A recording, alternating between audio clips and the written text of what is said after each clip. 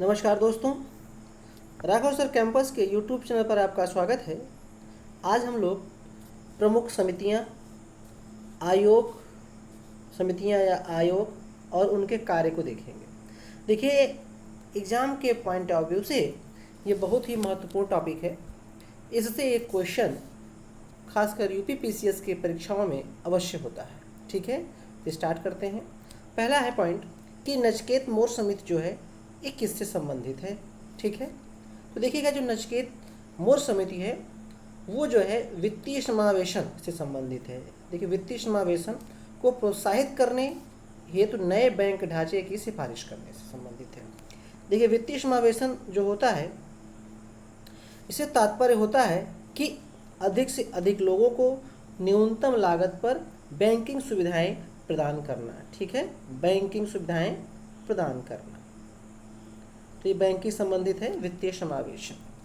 अगला पॉइंट है कि रघुराम राजन समिति किससे संबंधित है।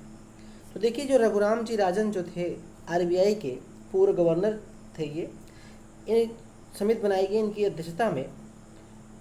वो वित्तीय क्षेत्र में सुधार से संबंधित है। ठीक है, वित्तीय क्षेत्र में सुधार से संबंधित।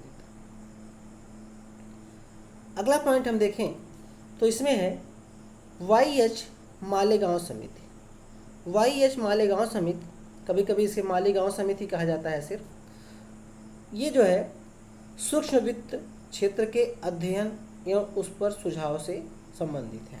तो वित्तीय क्षेत्र से ये भी संबंधित है, ध्यान दीजिएगा, यह भी समिति वित्तीय क्षेत्र से संबंधित है।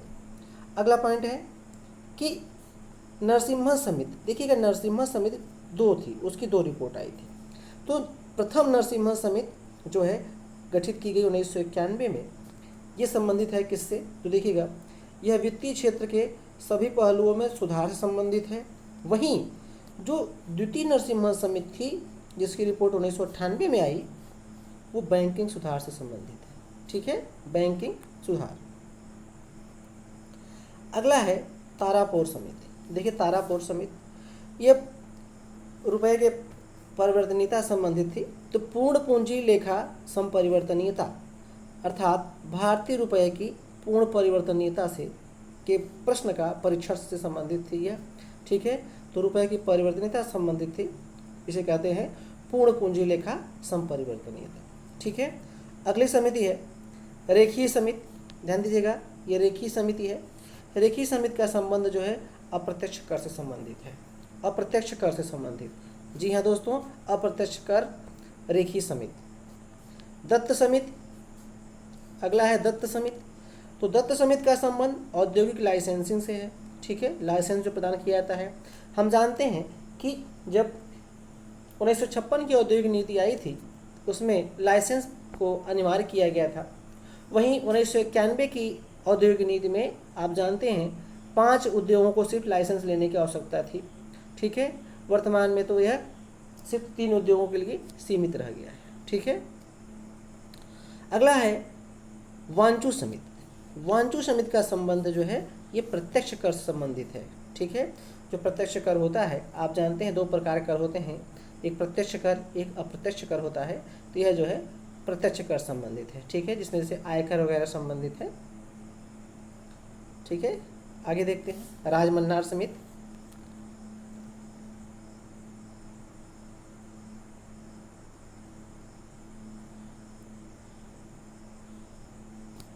देखिए दोस्तों, जो राजमन्नार समिति है इसका संबंध केंद्र राज्य संबंध से है, केंद्र राज्य संबंध। ठीक है, अगला है चक्रवर्ती समिति। तो चक्रवर्ती समिति का संबंध मौद्रिक प्रणाली से है। ठीक है, मौद्रिक प्रणाली आप जानते हैं आरबीआई की मौद्रिक नीति होती है, उसके तहत आरबीआई जो है बैंकिंग सुधार को करती है और उसमें मौद्रिक नीति जारी करती है, जिसमें आप जानते हैं बैंक दर, सीआरआर, उसके अलावा एसएलआर, ठीक है, repo rate, reverse repo rate, MSF आदि चीज़ें शामिल हैं। अगला है गाडगिल व कस्तूरी रंगन समिति। ठीक है, गाडगिल एवं कस्तूरी रंगन समिति ये पश्चिमी घाटों के संरक्षण संबंधित है। ठीक है, जो पश्चिमी घाट हैं, आप जानते हैं कि जो भारत है, भारत का जो पश्चिमी तटीय क्षेत्र है, यहाँ पे पश्चिमी घाट है, इसके संरक्षण से संबंधित है। आप जानते हैं कि पश्चिमी घाट को 3 भागों में बांटा जाता है। एक को कहा जाता है कोंकण तट, दूसरे कहा जाता है कन्नारा तट और तीसरा है मालाबार तट। ठीक है, समझिएगा। तो इससे संबंधित है ये। अगला है स्वामीनाथन समिति। स्वामीनाथन समिति का संबंध जनसंख्या नीति से है, अर्थात जो जनसंख्या के नियंत्रण संबंधित प्रावधान किए जाते हैं इससे संबंधित है। हम जानते हैं वर्तमान में जनसंख्या नीति 2000 प्रभावित है। ठीक है। अगला जानकी रमन समिति। जो जानकी रमन समिति है इसका संबंध प्रतिभूति घोटाला से है। प्रतिभूति घोटाला, ठीक है, समझिएगा, जो सिक्योरिटीज होती हैं उससे संबंधित है। अगला है दांतवाला समिति।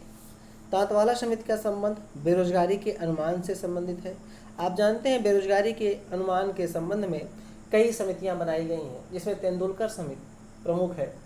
इसके अलावा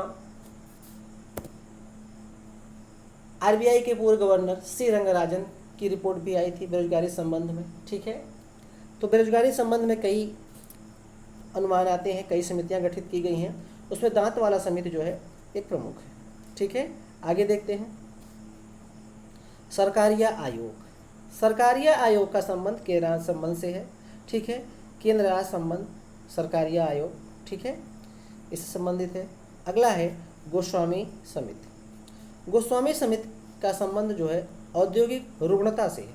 ठीक है, औद्योगिक रुग्णता से तात्पर्य होता है कि जो उद्योग हैं वो जो ऋणात्मक या ह्रास पे हैं, जिनका उत्पादन नहीं हो रहा है, बंद पड़ी हैं, किस कारण से बंद पड़ी हैं, इन सब कारणों से जांच से संबंधित इसे कहा जाता है औद्योगिक रुग्णता। ठीक है। अगला है महालनोबिस समिति। महालनोबिस समिति का संबंध जो है राष्ट्रीय आय से संबंधित है। आप जानते हैं जो राष्ट्रीय आय का आकलन किया जाता है, जैसे वर्तमान में राष्ट्रीय आय का आकलन तो CSO के द्वारा किया जाता है, CSO, ठीक है, सेंट्रल स्टैटिस्टिक्स ऑर्गेनाइजेशन जो है इसके द्वारा किया जाता है। अगला है भूरेलाल समिति। भूरेलाल समिति का संबंध मोटर वाहन करों में वृद्धि से संबंधित है। ठीक है।